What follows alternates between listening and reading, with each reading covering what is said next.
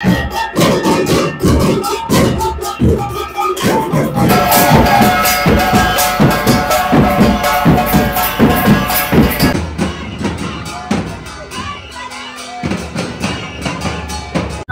এসেছি আসানসোল দুর্গাপুর থেকে। হ্যাঁ, ভক্তদের জন্য সব ভক্তরা বাড়ি বাড়িতে ব্যবস্থা করে রেখেছে, বাড়ি বাড়িতে ব্যবস্থা আছে। যে যা কামনা করে সে তার ফল পায় এবং নিজে পুণ্য লাভ হয়। এবার আরো বহুগুণ পুণ্য লাভ হবে। আচ্ছা, কত দূর থেকে মানুষজন এখানে আসে? উড়িষ্যা, মধ্যপ্রদেশ, দিল্লি, সারা ভারতের থেকে বাইরে, কাতার, দুবাই। আচ্ছা, এছাড়াও বাংলাদেশ থেকেও তো আসে মানুষ। এই হচ্ছে মন্দিরের হরিচাঁদ আর গুরুচাঁদ ঠাকুর। দেখো, প্রস্তুতি কিন্তু অলরেডি শুরু হয়ে গিয়েছে। পুরোহিতরা পুরো একদম পুজোর জন্য লেগে রয়েছে, পুজোর জন্য পুরো ব্যবস্থা।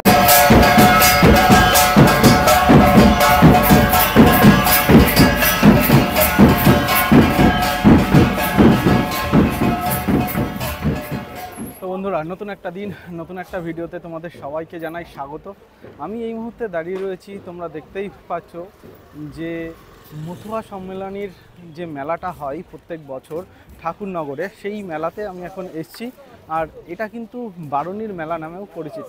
তো আজকের এই মেলায় তোমাদেরকে পুরো মেলাটা ঘুরে দেখাবো এবং মেলার সম্বন্ধে যে হিস্টোরি আছে, মেলার জল মানে মেলার যে মেন এখানের আকর্ষণ, সেটা হচ্ছে এই মেলায় একটা পুকুর আছে, যে পুকুরে মানুষ স্নান করে এই তিথিতে স্নান করে তাদের পুণ্য লাভ করে। তো সেই হিস্ট্রি তোমাদেরকে পুরো একদম দেখাবো। তো চলো, সঙ্গে থাকো, আশা করছি ভীষণই ভালো লাগবে ভিডিও।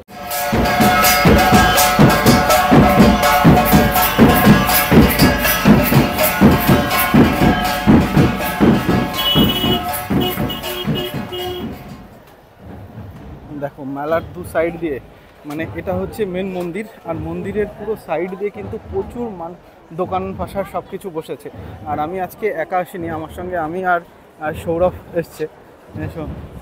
তো চলো, মেলায় অলরেডি কিন্তু পুরো সাজো রথ কিন্তু চালু হয়ে গিয়েছে। আর চারিদিকে তোমরা দেখতেই পাচ্ছ যে মেলার প্রস্তুতি কতটা বেড়ে গিয়েছে। কারণ হচ্ছে 7 তারিখে কিন্তু কালকে কিন্তু তোমাদের হচ্ছে মেলার স্নান। কালকের দিনে আজকে থেকে কিন্তু দূর দূরান্ত থেকে প্রচুর মানুষ অলরেডি আসা শুরু করে দিয়েছে।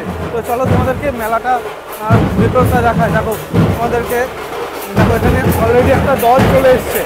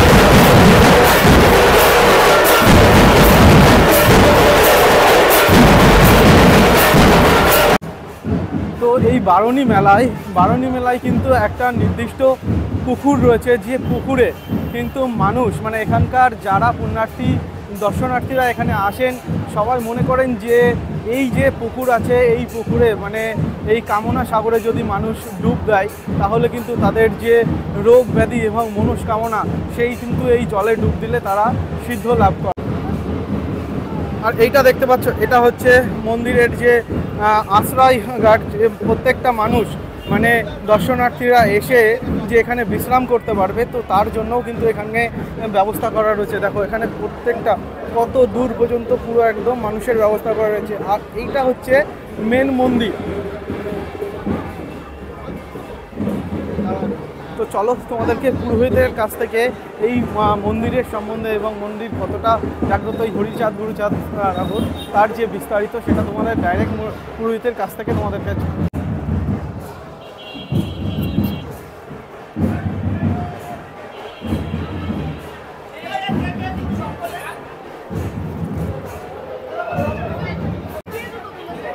এই হচ্ছে মন্দিরের হরিচাঁদ আর গুরুচাঁদ ঠাকুর। দেখো প্রস্তুতি কিন্তু অলরেডি শুরু হয়ে গিয়েছে, পুরোহিতরা পুরো একদম পুজোর জন্য পুরো ব্যবস্থা শুরু করে দিয়েছে। দেখো কত মানুষ এখানে অলরেডি এসে উপস্থিত হয়েছে দেখো। আর এটা কালকের দিনে কিন্তু এখানে একটুও পা ফেলানোর মতনও ব্যবস্থা মানে উপায় থাকবে না, এতটাই পরিমাণে ভিড় হবে।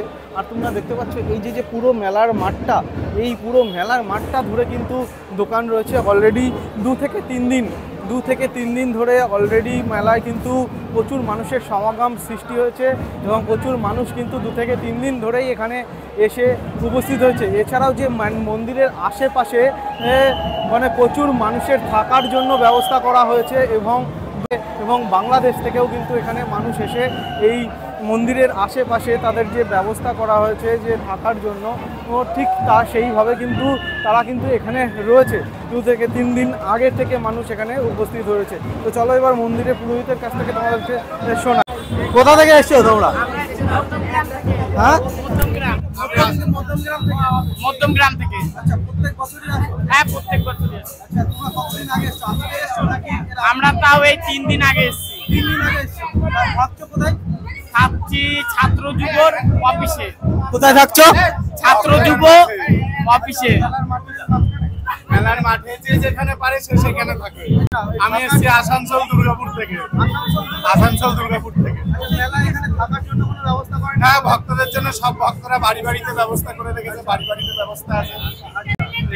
আপনি কোথা থেকে এসেছেন? বাংলাদেশ থেকে। তোমরা যে মেলা এই যে আমাদের এই দাদা এসেছে শিলিগুড়ি থেকে এসছো, এটা কবে এসছো তোমরা? 1 তারিখে এসেছি। 1 তারিখে।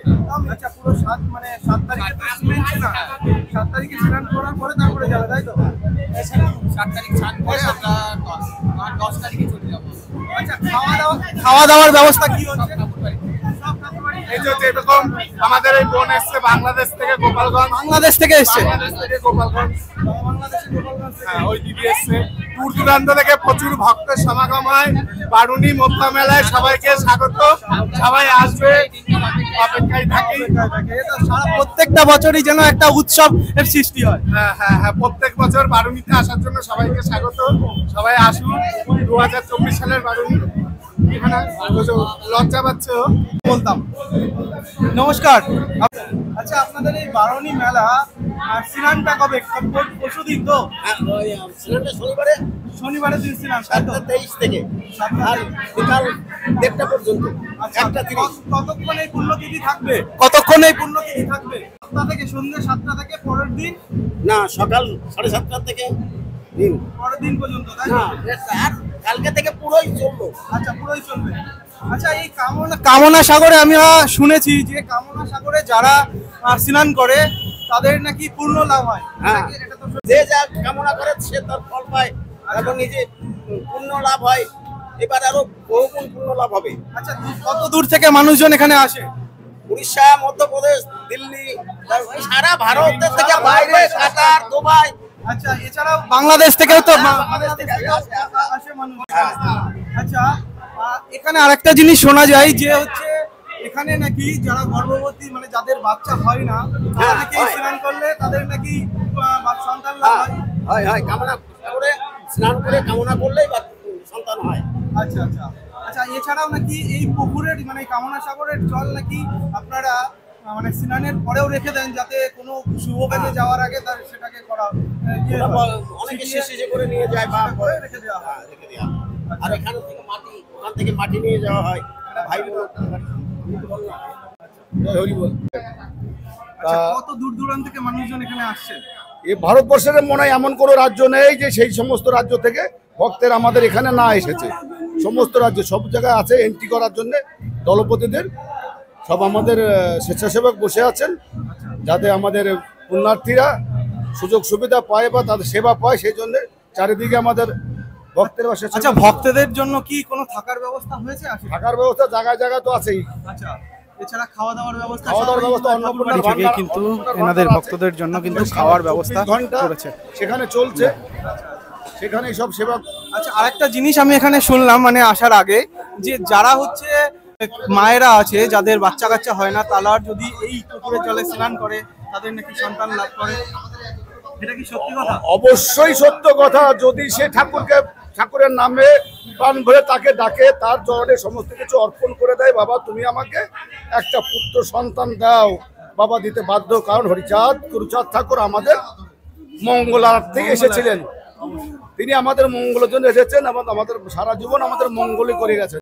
যা পৃথিবীর কোনো ঠাকুর দেবতা এই নিচু বর্ণের জন্য ভাবেনি। মেলা ভগবান আছে, মেলা অবতার আছে আমাদের শাস্ত্রে, অষ্টবিংশ অবতার, 28খানা অবতার। এই 28টা অবতারের ভেতরে আমাদের কোনো ভগবান বা কোনো অবতার আমাদের নিম্নবর্ণদের জন্য কোনোদিন কিছু করে নাই। যেটা করেছে বাবা হরিচাঁদ গুরুচাঁদ ঠাকুর, তার কৃপায় আমরা আমাদের ঘরের ছেলেপেলেরা শিক্ষা দীক্ষা চাকরি বাকরি যা কিছু পাচ্ছে সব বাবা হরিচাঁদ গুরুচাঁদ ঠাকুরের কৃপায়। আচ্ছা, এটা নাকি অ্যাকচুয়ালি মূলত বাংলাদেশ থেকেই প্রথম শুরু হয়েছিল? বাংলাদেশে বাবা হরিচাঁদ ঠাকুরের আবির্ভাব, সেখানে ইনি এসেছিলেন ফরিদপুর ডিস্ট্রিক্টের শাবলাডাঙ্গায়, সেখানে উনি আবির্ভূত হয়েছিলেন। ওই তখন অখণ্ড ভারতবর্ষ, বাংলাদেশ বললে ভুল হবে, এখন সেটা বাংলাদেশ। আচ্ছা, এখন সেটা বাংলাদেশ, তখন তো সেটা ভারতবর্ষ ছিল। যখন ফরিদপুর ডিস্ট্রিক্ট প্রথম নিম্নবর্ণ আন্দোলন ওই ফরিদপুর ডিস্ট্রিক্ট থেকে শুরু হয়। টোটাল সারা ভারতবর্ষে এই নিচু বর্ণের আন্দোলন ছড়িয়ে পড়ে। ডক্টর বি আর আম্বেদকর যখন পার্লামেন্টে যায়, তার আগেও কিন্তু ফরিদপুর ডিস্ট্রিক্ট থেকে ডক্টর বি আর আম্বেদকরকে ভোটে জিতিয়ে পার্লামেন্টে পাঠানো হয়েছিল। তখন আমাদের নিম্ন বর্ণের সংবিধান লেখে, আমাদের ভারতবর্ষের সমস্ত নিচু বর্ণেরা সেই সংবিধানের সংরক্ষিত সমস্ত সুযোগ সুবিধা ভোগ করছে। আচ্ছা, এই যে এত দূর দূরান্ত থেকে মানুষজন আসছে, তাদের যদি কোনো শারীরিক কোনো সমস্যা হয়, তাদের এখানে আমাদের মেডিকেল টিম আছে, ওষুধপত্র সব ফ্রি দেওয়া হচ্ছে। ডাক্তাররা আছেন, সব MBBS ডাক্তাররা আছেন, বসে আছেন। যদি কোনো ক্রিটিক্যালি কেস হয় তখন আমরা অন্য জায়গায় ট্রান্সফার করে দেবো, আর এখানে সুস্থ হয়ে গেল। তারপরে যাদের নাকি অন্তরে বিশ্বাস আছে যে আমার হরিচাঁদ ঠাকুরের এই কামনা সাগরের এক ফোঁটা জল খেলে আমার সমস্ত ভালো হয়ে যাবে, অনেক রোগী এখান থেকে অর্ধেক 90% এখান থেকে ভালো হয়ে যায়। জয় হরি বল। অসংখ্য ধন্যবাদ। জয় হরি বল। জয় হরি বল। জয় হরি বল।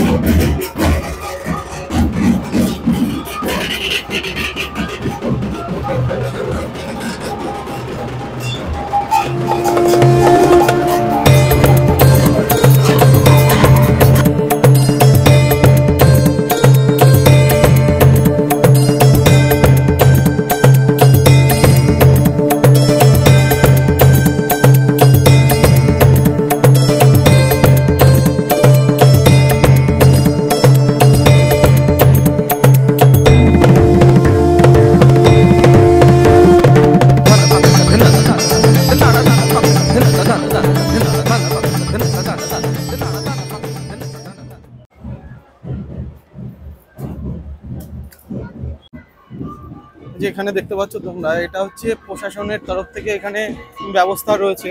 প্রশাসনের তরফ থেকে যে কোনো কারণে কোনো কোনো ভক্তদের যদি শারীরিক কোনো প্রবলেম হয় বা কোনো ধরনের মেলার মধ্যে যদি অন্য কোনো ধরনের জিনিস সৃষ্টি হয়, তো তার জন্য কিন্তু প্রশাসন সবসময় কিন্তু দেখো এইখানে কিন্তু মন্দিরের কর্তৃপক্ষ থেকে মেডিকেলের ব্যবস্থা করা রয়েছে। কেউ যদি কোনো অসুস্থ হয়ে পড়ে তো তাদের জন্য কিন্তু এখান থেকে কিন্তু মেডিকেলের সুব্যবস্থা করা রয়েছে, ওষুধের ব্যবস্থা করা রয়েছে। দেখো দেখো মেলা থেকে কিন্তু ঠান্ডা জলের ব্যবস্থা করা হয়েছে। দেখো দেখো কোল্ড ওয়াটার। আর এখানে কিন্তু প্রচুর মানুষ বিশ্রাম নিচ্ছে এই মন্দিরের ঠিক বাস। তো এই হচ্ছে মেন মন্দির সংলগ্ন এলাকা। আর এটা হচ্ছে মন্দিরের সেই কামনা সাগর, আর তার পাশেই কিন্তু রয়েছে হচ্ছে শৌচালয়। তো আমি এই মুহূর্তে দাঁড়িয়ে রয়েছি হচ্ছে সেই কামনা সাগর, যে কামনা সাগরের জলে স্নান করার জন্য কিন্তু প্রত্যেকটা মানুষ মানে দূর দূরান্ত থেকে, ভারতবর্ষের নানা প্রান্ত থেকে এবং ইভেন বাংলাদেশ থেকে কিন্তু প্রচুর মানুষ কিন্তু এখানে আসে।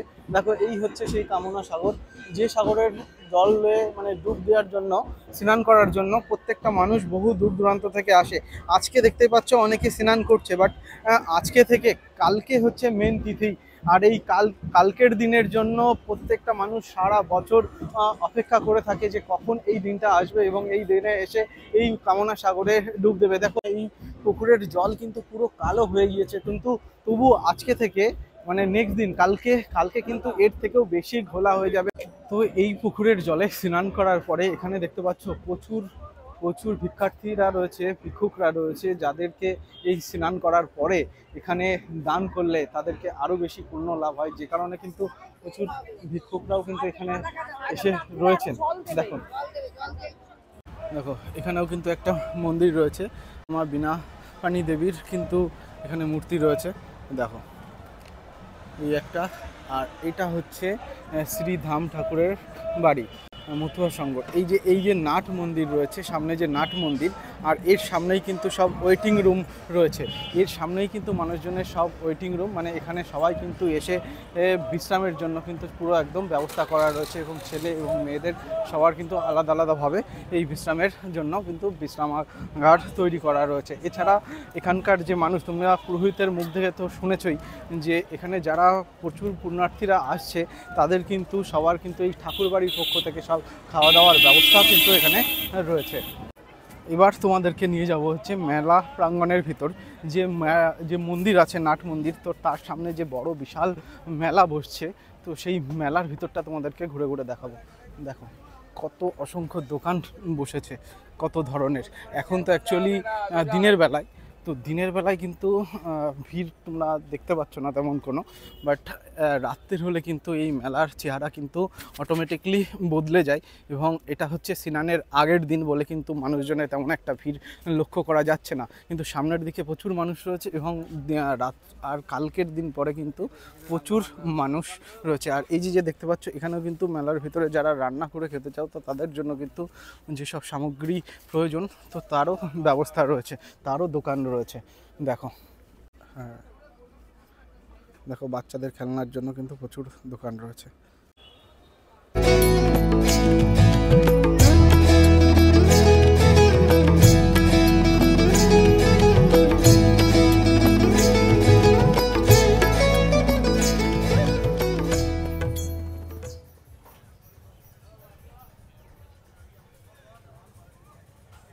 এই মেলাতে কিন্তু প্রায় লক্ষ লক্ষ মানুষের ভিড় হয় কিন্তু এই মেলাতে। মানে মেনলি হচ্ছে যেদিন স্নানের দিন, যে স্নানের তিথি যেদিন পড়ে, সেই দিনই কিন্তু মানে এত লোক হয়, পা ফেলানোর মতন কিন্তু পরিস্থিতি হয় না, মানে এতটাই ভিড় হয়। দেখো মেলার পিছনে যারা মেলাতে পুরো দোকান দেয় তারা কিন্তু এই মেলার ঠিক ব্যাক সাইডের দিকে ঠিক এরকমভাবে তাঁবু খাটিয়ে কিন্তু এখানে থাকেন। এই মেলা যে কতদিন শুরু হয়, মানে হয় যে কদিন, মোটামুটি এক সপ্তাহখানিক এই মেলা চলে। তো সেই সপ্তাহখানিক কিন্তু মানুষজনরা সব এখানেই থাকে। তো মেলাতে তোমাদেরকে আরেকটা জিনিস বলে দিই যে মেলাতে তোমরা কিভাবে আসবে সেটা নিয়ে যদি তোমরা চিন্তায় থাকো তাহলে তোমাদেরকে একবার বলে দিই। এই যে সামনেই দেখতে পাচ্ছ এটা হচ্ছে সামনেই হচ্ছে স্টেশন ঠাকুরনগরের নগর স্টেশন। আর এই ঠাকুরনগর স্টেশনে তোমরা যেখান থেকে আসো না, কেউ যদি শিয়ালদা হয়ে আসো, শিয়ালদা থেকে তোমাদেরকে আসতে হবে শিয়ালদা বনগাঁ লোকাল ধরে ঠাকুরনগর স্টেশনে। তো ঠাকুরনগর স্টেশন থেকে কিন্তু পুরো টোটালটা মেলাটা দেখা যায় এবং ঠাকুরনগর স্টেশনে আসলেই কিন্তু তোমরা মেলার মাঠে সামনে অটোমেটিকলি চলে আসতে পারবে। আর এটা হচ্ছে স্টেশনের পাশ দিয়ে যে রাস্তা, সেই রাস্তাতেই কিন্তু আমরা এখন দাঁড়িয়ে রয়েছি। বা তোমরা যদি শিয়ালদা কাটোয়া যেখান থেকে আসো না কেন, অন্য কোনো জায়গার থেকে যদি আসো না কেন, তোমাকে শিয়ালদা হয়ে আসলে শিয়ালদা বনগাঁ লোকাল ধরতে হবে। আর যদি তোমরা রানাঘাট হয়ে আসো তাহলে তোমাদের রানাঘাট বনগাঁ লোকাল ধরে প্রথমে বনগাঁয় আসতে হবে, তারপরে দেন কিন্তু বনগাঁ থেকে শিয়ালদাগামী যে ট্রেনগুলো যাচ্ছে সেই ট্রেন ধরে ঠাকুরনগরে নামতে হবে, নেমে তারপরে কিন্তু এখানে আসতে হবে।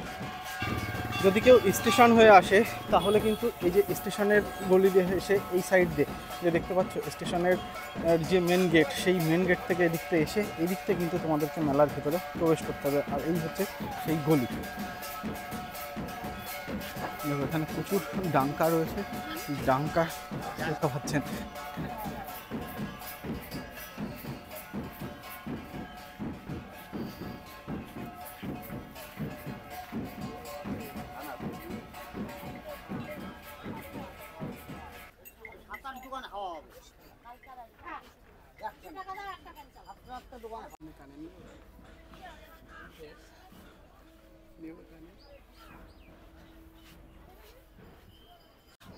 দেখো প্রচুর দোকান কিন্তু এখানে মেলার ভিতরে রয়েছে।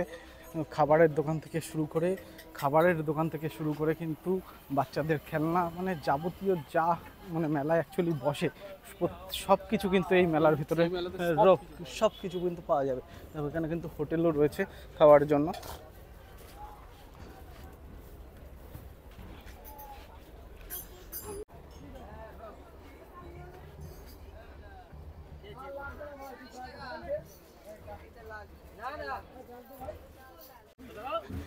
দেখো এইটা কিন্তু পুরো ডাঙ্কার দোকান, পুরো একদম।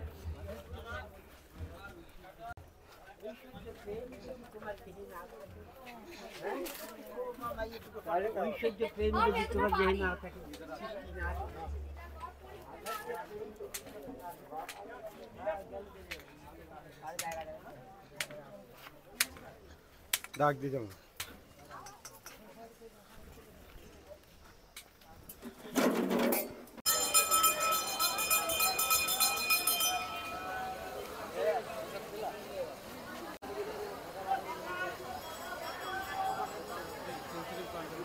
কেন? ও ঠিক আছে।